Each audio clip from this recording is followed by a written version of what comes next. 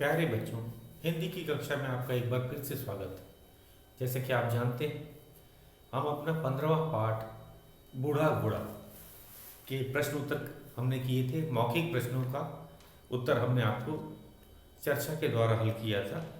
आज हमारी बारी है लिखित प्रश्नों की। जैसा कि आपको पता है, हम लिखित प्रश्नों को अपनी नोटबुक में लिख करके याद करते हैं।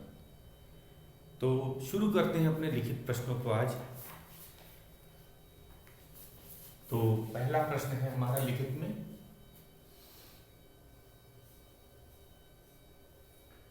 निम्नलिखित प्रश्नों के उत्तर लिखो। और आपको पता है ये नोटबुक में लिखना है, तो आप भी अपनी नोटबुक निकाल लीजिए। निम्नलिखित प्रश्नों के उत्तर लिखो।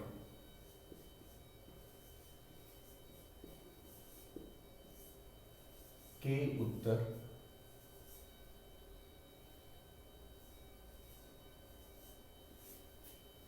लिखो।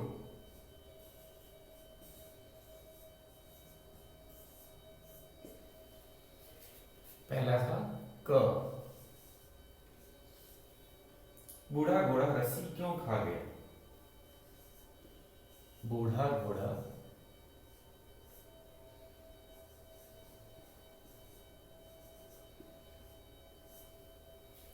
रस्सी क्यों खा गया? प्रश्न है।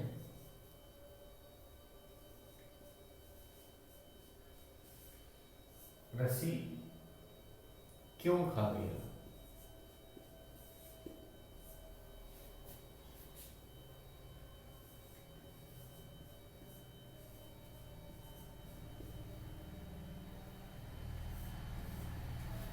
उत्तर है, कारण क्या था? जैसे हमने पाठ में पढ़ा था कि जब एंटीनेटो ने अपने बूढ़े घोड़े को घर से निकाल दिया तो इधर उधर मारा मारा फिरने लगा। उसे जो कुछ मिलता था वो बेचारा खा लेता था। घास फूस हो, सड़ी गली सब्जियों को खा लेता था। तो जब वह इटली के राजा के महल के पास आया, महल के आगे बहुत बड़ा बगीचा लगा था और बगीचे के द्वार पर एक घंटी बंधी थी। जो रस्सी थी वो घास की बनी हुई थी। जो घंटी से जो रस्सी बंधी हुई थी वो घास की बनी हुई थी और घोड़ा भी बहुत भूखा था। घास की बनी रस्सी देखकर उसको लालच आ गया और वह रस्सी को ही खा गया। तो हमें कारण बताना है कि घोड़ा भूखा था और रस्सी वो साधारण रस्सी नहीं थी, वह घास की बनी रस्सी थी। और आपको पता है घोड़े घास भी खाते हैं, तो घोड़े के लिए तो वो खाने की वस्तु हो गई। वो रस्सी क्या हो गई? खाने की वस्तु। तो हम लिखेंगे, जितना पूछा है वही हमें लिखना है। तो कारण क्या था? दो कारण थे।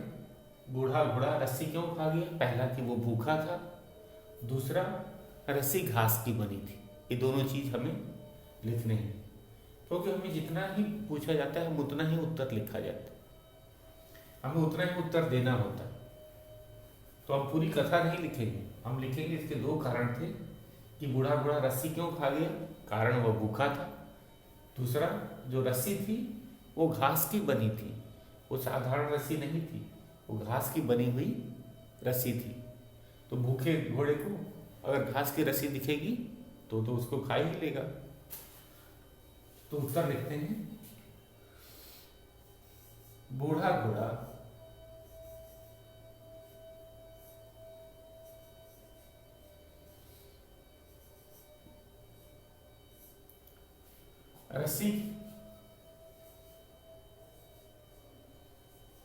रस्सी खा गया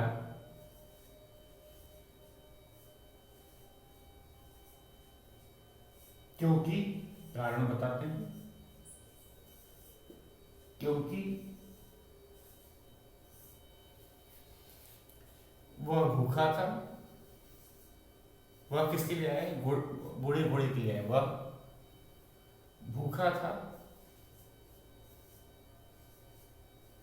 भूखा मतलब जिसे भूख लगी हो, वह भूखा था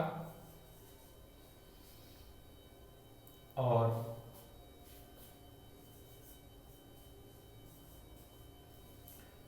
रस्सी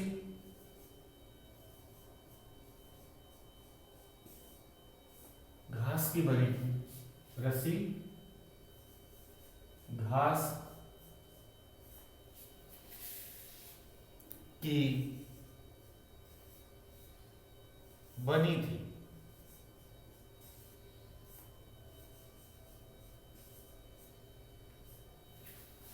तो इसमें हमने दोनों कारण लिख दी। प्रश्न एक बार फिर से देख लो। बूढ़ा घोड़ा रस्सी क्यों खा गया? तो पहला कारण था बूढ़ा घोड़ा रस्सी खा गया क्योंकि वह भूखा था और रस्सी घास की बनी थी। तो घास की रस्सी देखकर उसे शायद लालच आ गया था, इसलिए वह खा गया।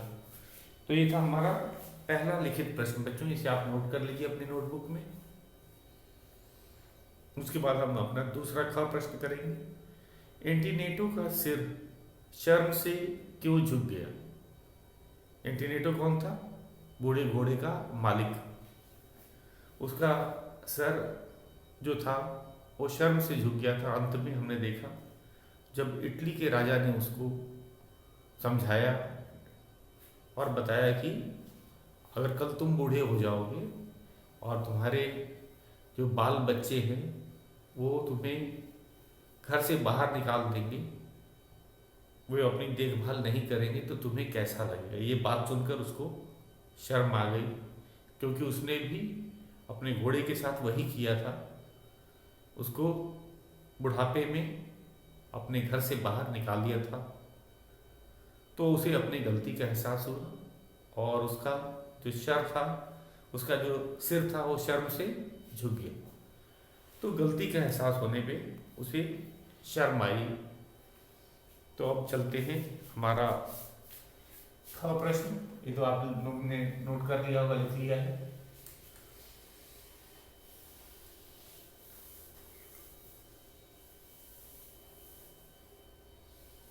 हमारा ख प्रश्न है,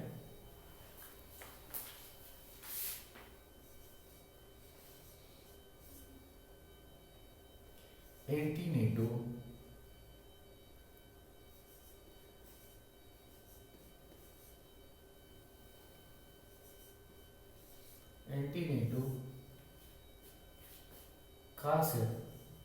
का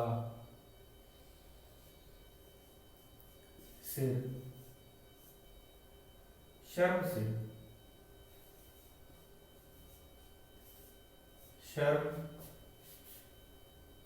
से क्यों झुक गया? क्यों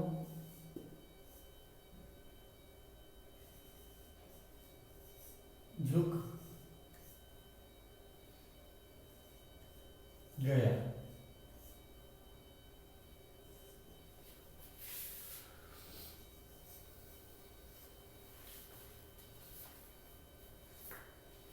तो इसको हम लिखेंगे कि राजा के कहने पे उसे अपने गलती का एहसास हुआ, इस कारण से उसका जो सिर था शर्म से झुक गया। राजा ने क्या कहा था बच्चों? जब राजा को पता चला कि एंटीनेटो तो एक रईस व्यक्ति है, धनी व्यक्ति है, और जब उसका प्यारा घोड़ा बूढ़ा हो गया तो उसे जरा भी दया नहीं आई। उसने उसे अपने घर से बाहर निकाल दिया। तो उसने एंटीनेटो को जब बुलवाया तो एंटीनेटो ने क्या कहा था? उसने कहा कि ये घोड़ा अब मेरे किसी काम का नहीं है, इसलिए मैंने इसे अपने घर से बाहर निकाल दिया। ये बात सुनकर राजा को तो बड़ा क्रोध आया, बड़ा गुस्सा आया उसे। लेकिन राजा ने ये बात नहीं, अपना क्रोध नहीं दिखाया। उन्होंने कहा कि कल तुम भी बूढ़े हो जाओगे तो तुम्हारे बाल बच्चे ही तुम्हारी देखभाल करेंगे। उसने ये बात बड़े प्यार से एंटीनेटो को समझाई कि कल तुम जब बूढ़े हो जाओगे तो तुम्हारे बाल बच्चे ही तुम्हारी देखभाल करेंगे। और यही बात एंटीनेटो को समझ आ गई कि आज जिस प्रकार वह अपने बूढ़े घोड़े को घर से बाहर निकाल रहा है, वह सही नहीं कर रहा है, वो बहुत बड़ी गलती की है उसने,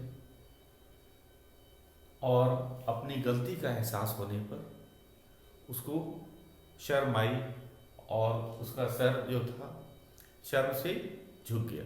तो यही हमें इसी को बताना है, और ये विस्तार से ये क्वेश्चन ज़्यादा बड़ा है, उत्तर ज़रा सा बड़ा होगा। तो लिखेंगे एंटीनेटो का सर, एंटीनेटो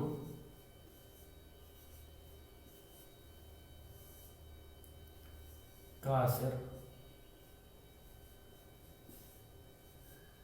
शर्म से झुक गया, शर्म से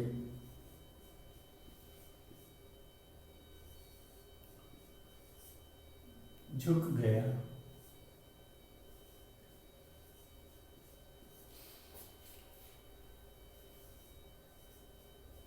क्योंकि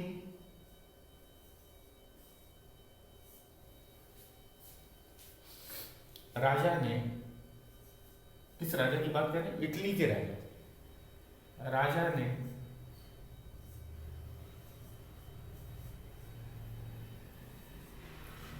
एंटीनेटो को, राजा ने एंटीनेटो को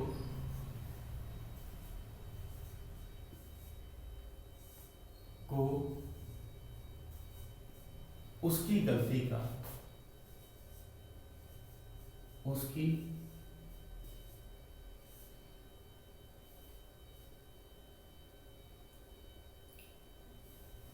गलती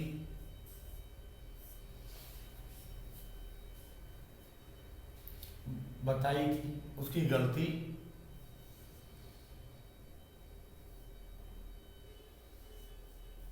बताई थी कि उसे बताई थी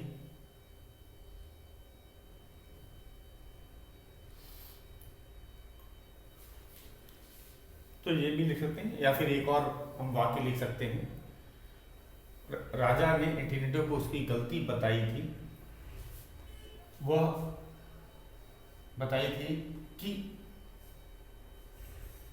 उसने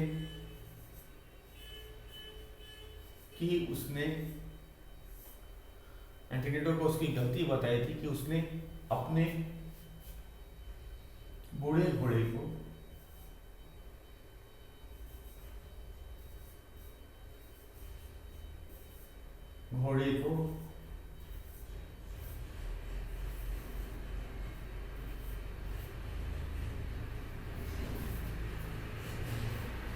घर से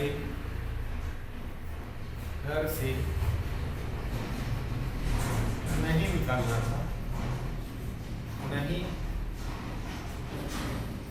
निकालना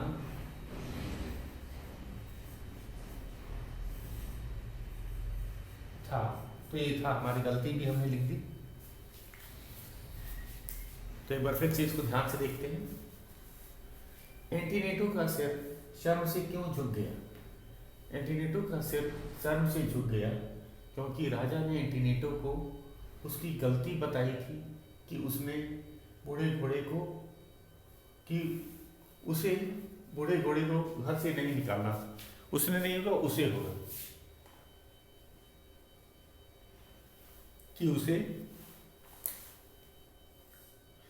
कि उसे बूढ़े घोड़े को घर से नहीं निकालना था। उसने क्या गलती की थी?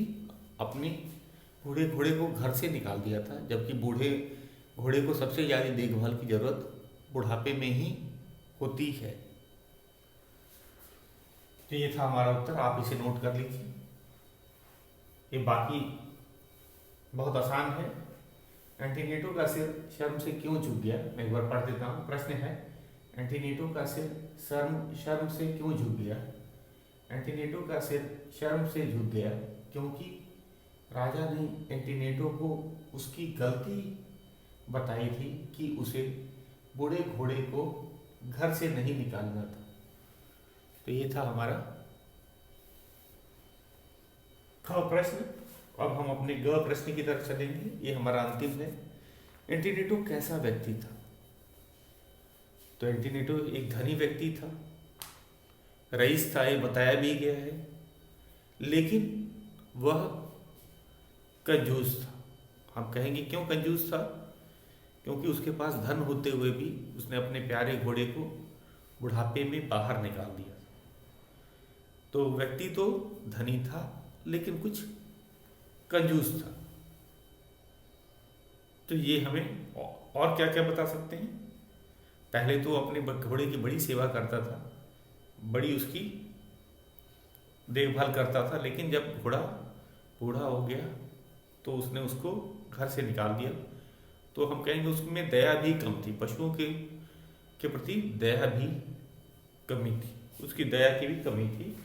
तो ग वाला प्रश्न हम करते हैं, आपने नोट कर लिया होगा, आपने इसे मिटा लेता।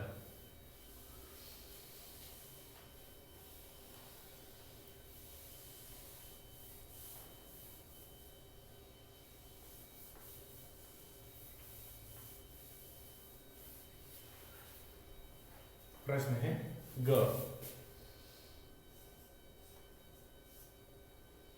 एंटीनेटो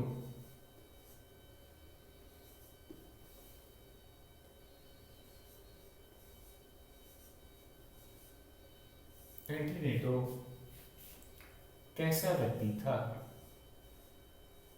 कैसा व्यक्ति था?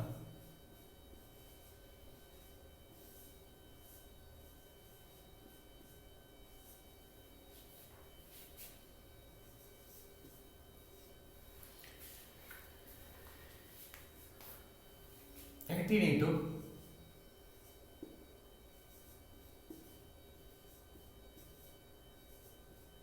एंटीनेटो एक धनी व्यक्ति था,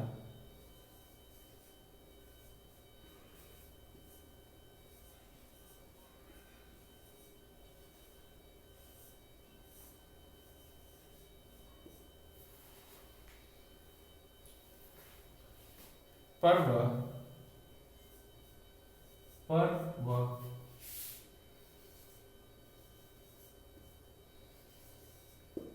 कंजूस भी था। कंजूस किसे कहते हैं? जिसके पास धन हो लेकिन वो जरूरत पे खर्च न करे। धनी व्यक्ति था पर वह कंजूस भी था। उसे उसे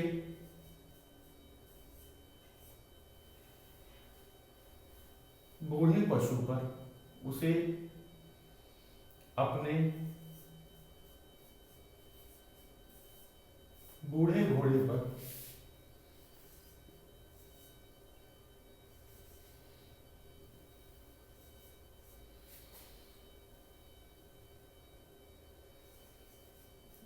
घोड़े पर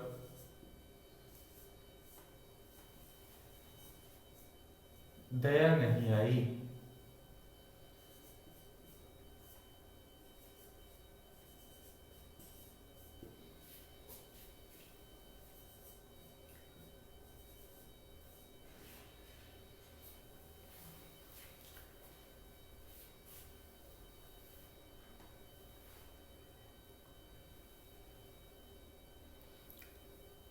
इस कारण हम कह सकते हैं कि वह दयालु भी नहीं था।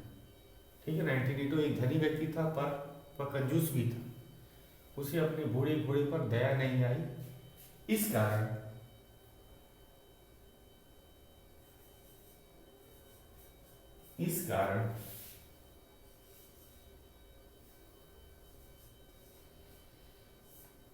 उसे दयालु भी नहीं कहा जा सकता। दयालु, इस कारण से दयालु भी नहीं कहा जा सकता। नहीं कहा जा सकता।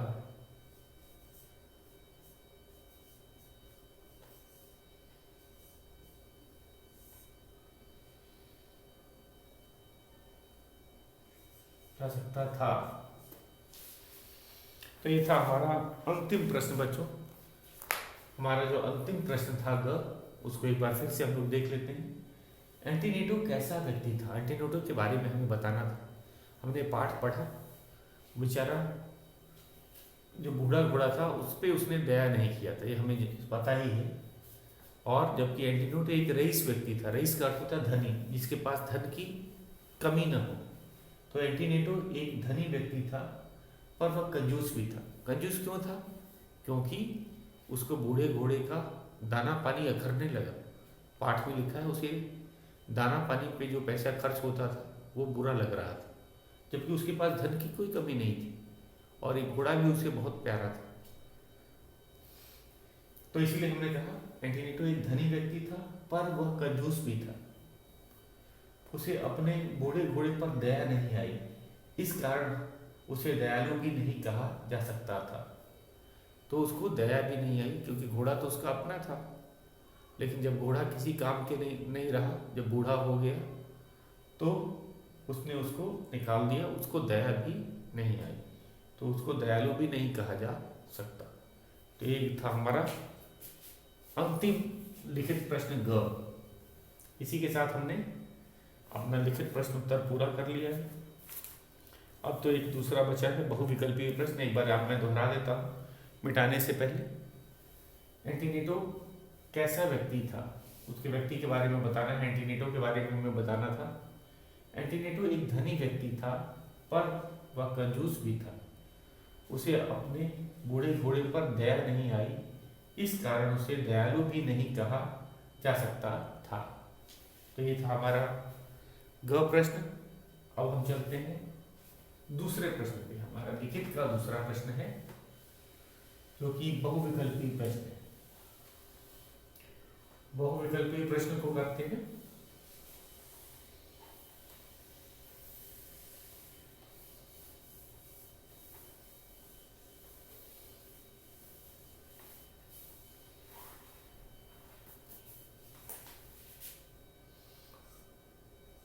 एक था दूसरा प्रश्न। सही के सामने टिक का निशान लगाओ। सही के सामने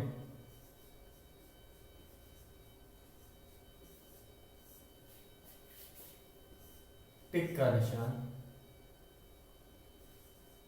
लगाओ। ये बहुविकल्पीय प्रश्न है। पहला हम करेंगे एंटीनेटो के पास कौन सा घोड़ा था? एंटीनेटो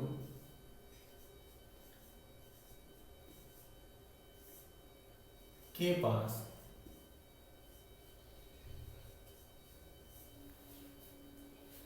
कौन सा घोड़ा था? कौन सा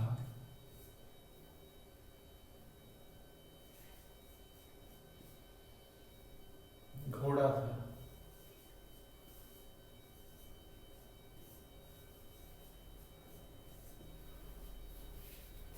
पहला था चीनी,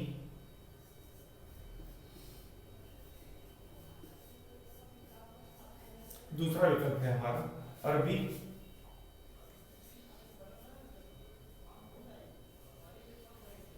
तीसरा विकल्प है तुर्की। ये घोड़े की किस्में होती हैं, तुर्की। तो हमने पाठ में देखा था कि जो एंटीनेटो का घोड़ा था वो काफी शानदार था। और वो कौन सा घोड़ा था? अरबी था। तो न उसका घोड़ा चीनी नहीं था, तुर्की भी नहीं था, अरबी था। तो सही विकल्प क्या है? अरबी। तो हम इस पर सही का निशान लगाएंगे। अगला है ख।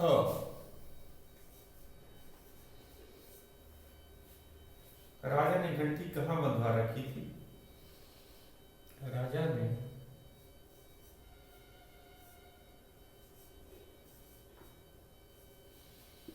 घंटी कहाँ बंधवा रखी थी? कहाँ बंधवा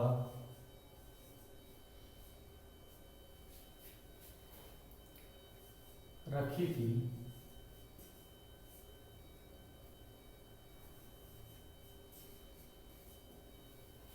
पहला विकल्प है महल के द्वार पर, महल के द्वार का अर्थ था दरवाजे में, द्वार का द में हल का निशान लगा है और वो में आ की मात्रा और द्वार, द्वार मतलब दरवाजा। कमरे के बाहर दूसरा विकल्प है कमरे के बाहर,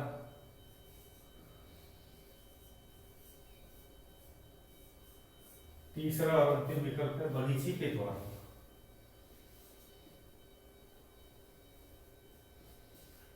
बगीचे के द्वार पर।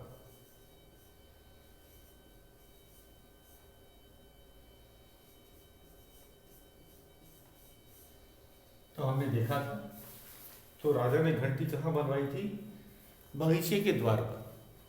राजा के महल के बाहर एक बहुत बड़ा बगीचा था, उस बगीचे के द्वार पे, दरवाजे पे राजा ने घंटी बंधवाई थी कि फरियादी उस घंटी को बजा सके। घंटी बजने पे घंटी की आवाज़ से राजा को पता चल जाता कि उसके राज्य में कोई व्यक्ति दुखी है, फरियादी है, अपनी बात राजा तक पहुंचाना चाहता है। तो ये बगीचे के द्वार पर एक घंटी बंधी थी। तो महल के द्वार पे गलत है, कमरे के बाहर भी गलत है, सही विकल्प है बगीचे के द्वार पे। तो हम इस पे सही का निशान लगाते हैं। तो देखो बच्चों, एक बार फिर से मैंने पहले एक और इसमें बच गया है बहुविकल्पी प्रश्न, उसको करते हैं। उससे पहले इसको देख लेते हैं एक बार फिर से। एंटिनोडो के पास कौन सा घोड़ा था? तो घोड़े की किस्म का बताना है। अलग अलग प्रकार के घोड़े होते हैं। तो चीनी घोड़ा नहीं था, अरबी घोड़ा था उसका। अरबी घोड़ा बहुत बड़ा और शानदार होता है, इसलिए उसने अरबी घोड़ा पाल रखा था। तो सही विकल्प है अरबी। राजा ने घंटी कहाँ बंधवा रखी थी? तो सही विकल्प है बगीचे के द्वार पर। महल का द्वार और कमरे के बाहर गलत विकल्प। तो सही विकल्प ये है। और अब हम अपने तीसरे बहुविकल्पी प्रश्न पे चलते हैं। ये अंतिम है हमारा ग भाग।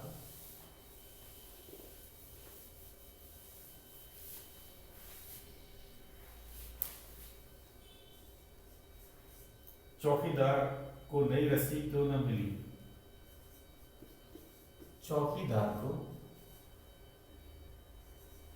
चौकीदार को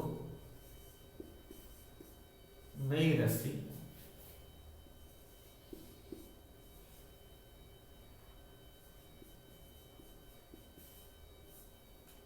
क्यों न मिली? क्यों न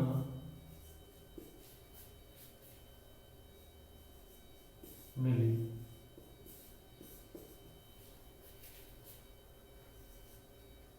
रस्सी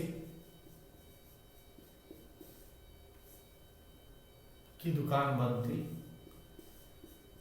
की दुकान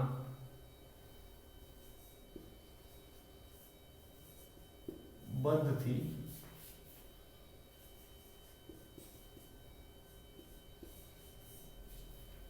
बाजार बंद था, बाजार बंद था।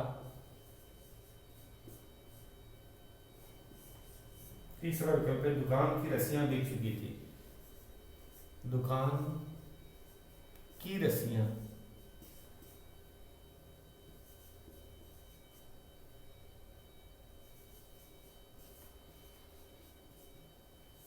बिक चुकी थी।